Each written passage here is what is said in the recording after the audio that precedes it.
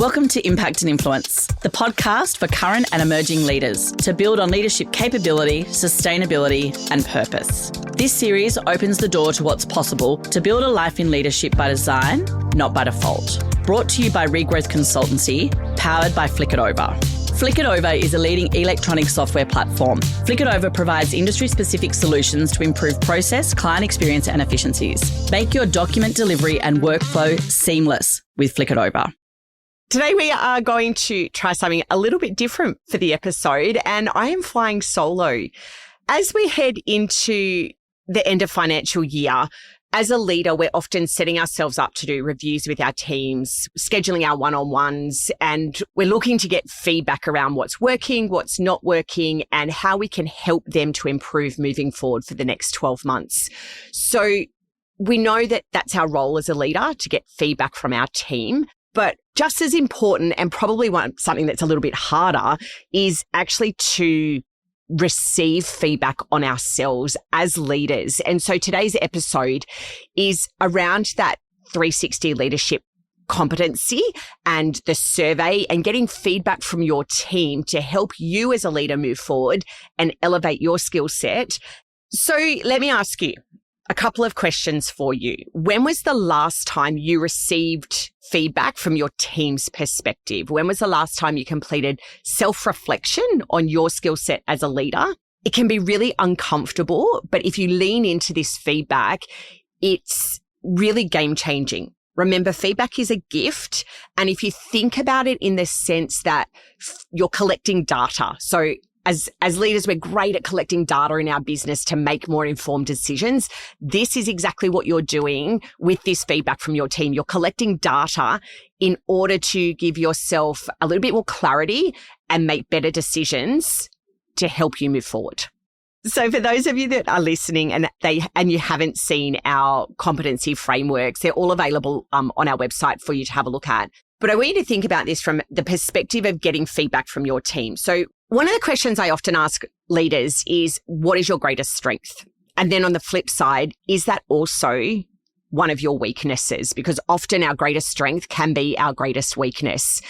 And as you answer that, think, how does that impact your ability to influence and lead your team? And then I also want you to think about how your team would also answer that question, because that's what the Leadership 360 survey is about. It's about self-reflection. So where do you see yourself sitting and what are your strengths and your weaknesses? It's about getting honest feedback from your team about where your gaps are and where the areas are that you need to focus on in order to improve. The framework that we've created, it asks questions like, is my leadership effective? How accessible am I? How consistent am I? Is my communication clear? Because often what we say is not what we hear, or what our team hear, I should say. It's also about the team and did they understand vision, values, business direction, and goals? So what we think as leaders, it's making sure that that is actually what our team are hearing. So our 360 leadership is being created to ask questions around your accessibility. So am I accessible? Is my communication methods clear? Do you find effective the one-on-ones that I hold, the meetings that we hold? Do you understand our vision, our values, and our direction for the business? And by getting your team feedback on that, you're getting their understanding of it, not your assumption of what they understand. And I think that's really important to consider. Because if we think about the best leaders in our industry, and we've been so lucky to have so many of them on this podcast as guests, one of the common themes that comes through is that they're always willing to seek feedback. And when we think about feedback, it's great to get the feedback, but the next step, and this is where the impact happens, is what you actually do with that feedback, because it's about creating trust with your team. When you ask for feedback, and this is whether it's clients or team, I guess, the biggest mistake that you can have with that is when you actually don't do anything with it, because that erodes all trust with your team. And think about when you're rolling this out with your team, firstly, how do you do that? So explaining to them why you're doing it. Why do you want the feedback? Why do you want them to be honest with you? Why is it so important that they actually give you not what they think you want to hear, but what they actually feel? And then explain to them what you're going to do with the feedback so that you're building trust, not eroding trust.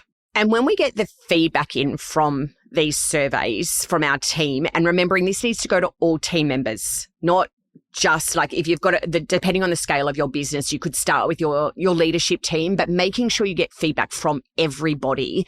But when you get those responses back, this is where you've got to leave your ego behind. So you have to read this with a self-awareness and an open mind to actually take on what people are saying. Otherwise, you're not going to be able to properly implement and make change from the feedback. It will just be words. So own what people are saying, own the gaps, but be aware that you don't have to fix everything immediately. So this becomes another project. Map it out around the quick wins. So as an example, that might be, we have too many meetings. So look at your meeting cadence and look at how you can restructure it. It might be, as a leader, you're not available and you're not accessible, so I actually don't get time with you. So that is something that's a really quick win in terms of your accessibility and how the team can connect and communicate with you. So think about the small changes that can have really big impact, but then if there's bigger things that we need to change, we map those out in terms of a project plan and communicate that with your team so that they know what's happening and what's changing and that they've been heard. The important thing with these surveys is that it's not just a one-off. Same with the competency frameworks for your team. So there's consistency in these is where they have impact so that you can go back and reflect on what's changed, what's stayed the same and what's shifted. So we'd suggest that at least annually you're completing your competency frameworks with your team to improve their skill set. Same with you as a leader. So making sure that this goes out, and it could be an end of financial year every year, that it's going out with consistency every year to your team so that, one, you're closing the loop, but you're also seeing where new challenges might be arising or perhaps where the wins are coming from the last time. Because it's not, when we think about this survey and the feedback that we're getting from a team, it's not about saying you're a good or a bad leader, you're a pass or a fail.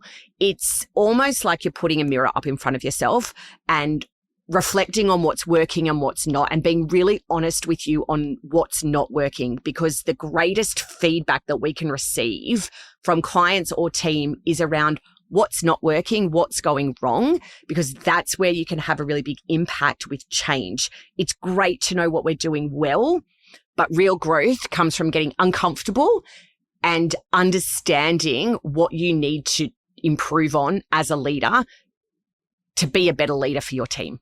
At the end of the day, it's about using that feedback to improve you as a leader, show up for your team each day, because if you're showing up and improving, then that creates a culture within your business of constant improvement and self-reflection that you can install in your team.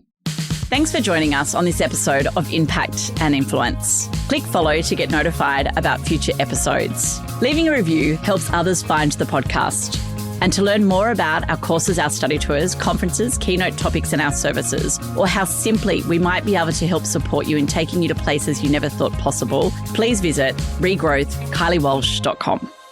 Impact and Influence, brought to you by REGROWTH Consultancy, powered by Flick It Over. Flick It Over is a leading electronic software platform. Flick It Over provides industry-specific solutions to improve process, client experience, and efficiencies. Make your document delivery and workflow seamless with Flick It Over.